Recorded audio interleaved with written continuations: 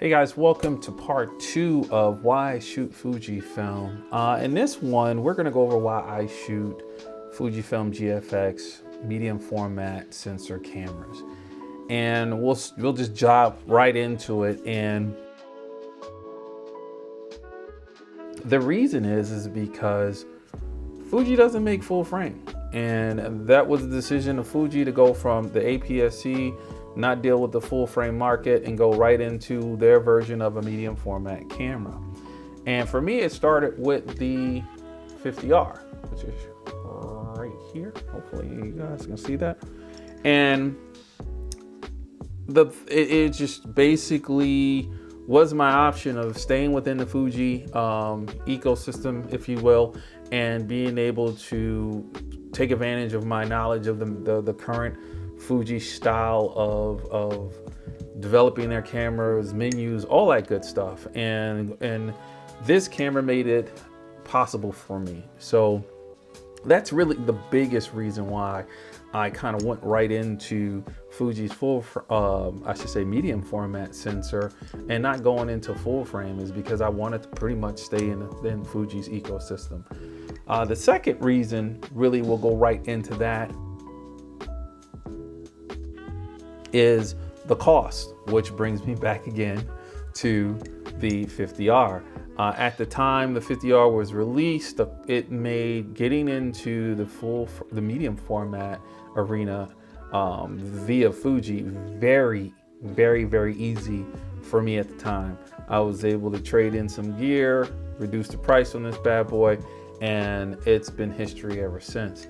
And that has been one of the key things that Fuji has done with the GFX line, is making sure that they have brought to the market a reasonably priced medium format style camera to get folks into shooting medium format. So that to me is awesome, and it started my journey. I could not go after Hasselblad. I could not go after Phase 1 for sure. And in the other brands out there, and I can't think of other one, maybe Pentax, that was shooting, or that you can get digital medium format for. And Fuji literally opened that door wide open. So the colors are fantastic. I had a ball, and have had a ball shooting the 50R, from doing paid work to doing personal work to just having fun on the street with it. And along with this particular lens right here, the 50 millimeter f3.5, I've captured some great images for street photography, and I primarily shoot the 50R with my street photography for sure. Since then, now I've gone from the 100S to the 102, and it goes back to that pricing and them being able to keep things at a reasonable price and make it smaller with every iteration. So this is the 102, and this is the 50R, and it's smaller than the 100. The 100 is smaller than the 50R, which is fantastic. The grip is fantastic. So that brings me to part 3, actually, or option, or I should say reason number 3, which is the styling. Fuji's done a great job with their styling on the GFX line. It's still developing, we'll say. Things are still changing, but I think they're starting to get to where I think they want to be on the styling with the release of this camera. I mean, when you look at the texture on this camera, it looks beautiful, but it feels awesome. This makes this camera very comfortable to hold, very comfortable to just use, and that's the key, right? Just like with the X mount line, what I said there, when you can make something feel second nature to a person, they will use it more, they will cherish it more, they will love it more. So I got this bad boy because, one, the price was great. It was cheaper than the 100S, or excuse me, 100, and it was in between the 100S and the 100 as it came out, I believe at 7,500 US. And I was able to get rid of my 100S along with some other gear to knock the price down, to make it affordable for me to get this camera now, just like I did when I got the 50R. So styling definitely is what has kept me staying in this sensor line for Fuji. The cameras have gotten better and better with every iteration. The S2 came out even smaller than the first 50S, excuse me, and reminiscent of the same body style as the 100S. So hopefully we'll see that those lines continue to get even better, especially with the styling that they got on the 100. And we'll hopefully see some of that transfer over to the new iterations of the S series for GFX. And the final thing, of course, is the glass. I wouldn't have stayed in this system or decided to continue to stay in the system if it wasn't for the glass. I love their primes, but I really, really, really head over heels over the zooms. The zooms on the GFX line give me way more flexibility than the primes. And the reason is because of how I shoot, right? I've done more with this 45 to 100, and I've done more with this 32 to 64 than I've done with any of my primes, with the exception of the 50, which is always on my 50R, going out primarily to do street photography and have some fun.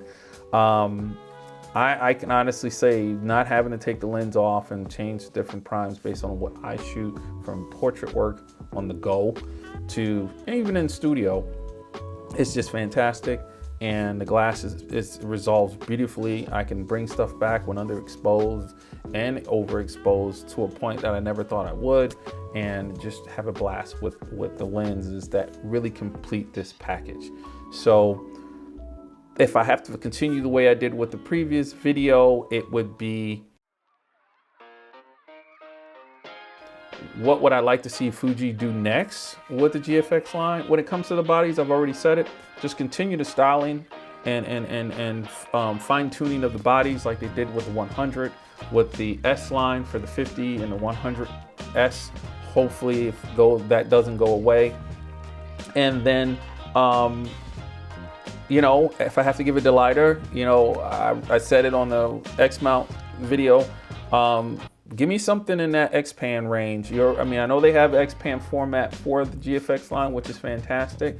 But I think if you had to get rid of a line on the X mount series, I would turn the X Pro series, an X Pro variant, into a digital X-Pan. Maybe give it a 50 megapixel sensor on the medium format side. Just saying. That would be interesting. I don't think they're going to do that, but it would be nice to see a digital X-Pan with the new sensor that's in the XH2 and the processor that's in the XH2. That would be awesome. So that's on the body. On the lenses, there's not a lot more I think they need to do. They're doing a great job of keeping the lenses coming out, from the zooms to the primes. I don't shoot long zooms or long primes, but if there was something I'd like to see them come out with, again, it's just a zoom that will complement past 200. Right now you got the 100, 200 zoom, and it's as far as it'll go. Maybe something that'll go, say, 150 to 300. That might be awesome. Again, I'm not really big on which way they should go there. Definitely folks want faster primes. Folks, but I'm not that type of person. The f2.8s and f4s are more than enough for me. So there you go. Really on the lenses, maybe another zoom that'll go again from 150 to maybe 300 for those folks that want to get out further, but give you flexibility, and being a zoom would be fine. So there you go, guys. That's why I'm involved in the GFX medium format sensor line of cameras, and why I'm gonna continue to stay. When you add to that my love for the colors and the reasons for the X mount, it just brought me back or up to the medium format sensor that Fuji produces. If Fuji was ever to do a full frame, if they felt they even needed to, which I don't think they do, I would have definitely went that route if they didn't go the route of the medium format. So have a good one, guys. Hit that like button, comment, subscribe. Let me know what you guys think. What brands medium format you shoot out there, why you shoot it. For those that shoot GFX, put in the comments, why did you go to GFX, and why are you continuing to stay in the GFX line? So have a good one, guys. See you on the next video.